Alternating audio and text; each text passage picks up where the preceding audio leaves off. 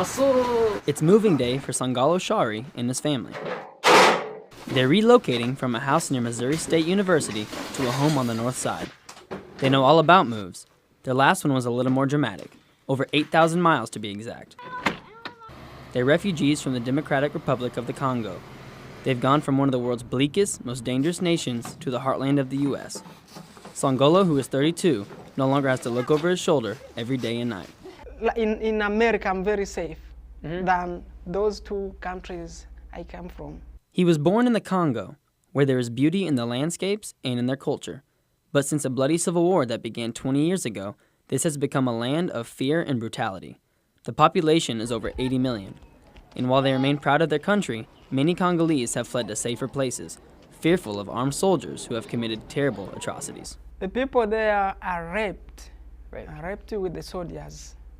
They often rape people. Okay. They can decide today to go to anybody and make slaves. Yes, there's no one who can stop it. There's nothing you can do? Yes.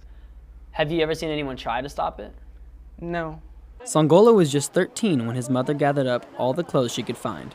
She traded them for a seat on a boat for her son. He found his way west to a refugee camp in Tanzania. He was hopeful of starting a new life someday. Until that day arrived, he had to make the camp his home. They gave us tents, and we built our houses from the tent. Then we lived in the tent.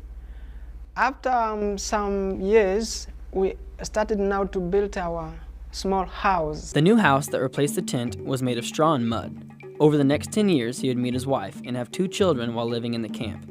And then one day, this past September, the word came. The International Institute of Southwest Missouri was ready to bring them over. Sangalo was excited, but had to get ready. They picked me to learn to have an English class. And that English class, it was only for 1 month. 1 month? Yes. 1 month to learn a whole new language? Yes. Wow.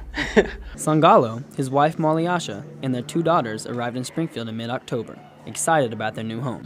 Missouri, Springfield. Just before Thanksgiving, all 4 of them headed back to the airport to greet members of their extended family, who arrived safe, sound, and happy. We was very happy. And I was very happy even to see my friends go there and receive together with my mother-in-law. Yeah, we was very happy. It wasn't long before the community began reaching out to its newest residents. An organization called Springfield Welcome Home hosted an event for refugees at the Library Center. What we do is we get all the refugees that have been placed in Springfield, and we try to meet the needs that they have. So a lot of them are winter clothes right now, furniture, household items, and so right now we're having a donation drive and play date for them all to get together to socialize and receive items that they badly need. A big dinner for Sangalo's family and friends looks a lot like other such gatherings you can find in the Ozarks. A kitchen full of activity, kids doing what kids do, and grown-up conversations among the adults waiting for dinner to be served. There are plenty of common denominators, but there are also numerous challenges for these new Springfieldians. Accessing health care, learning the city bus system, just shopping for food, and knowing how to live their lives in a brand new world. Laura Nickel is part of a new nonprofit group, Refugee Advocacy and Integration Services, etc., or RAISE.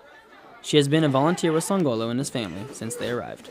If we come to a refugee, they jump in. They want to join our culture. But if we don't come to a refugee, they are honestly afraid to leave their house. They don't know if they can plant herbs in their garden. They don't know if they can grow carrots in their own yards because they don't know what their boundaries are. They don't know they can walk down the street and that it's safe. And so there's a challenge culturally assimilating, but there is a will. There is a spark. So Springfield has this opportunity now with people coming in from all over the world that need help, and RAISE is filling that gap by pulling together a coalition of community support. Sangalo taught French at the refugee camp in Tanzania. He was even asked to speak to a French class at Missouri State University recently. He and others in his family have plenty to offer the new community, but finding jobs has been a huge challenge. Yes, there is always a financial need, but Ashley Peterson says there are other things Springfield can provide that mean just as much. Donations are wonderful and definitely needed, but what we need more than that are friends for them to come and visit them in their homes, see what needs they're taking, take them to doctor's appointments, help them to find job interviews, and just get to know them, let them know what American culture and love is about. For HTV Magazine, I'm Josh Hornet reporting.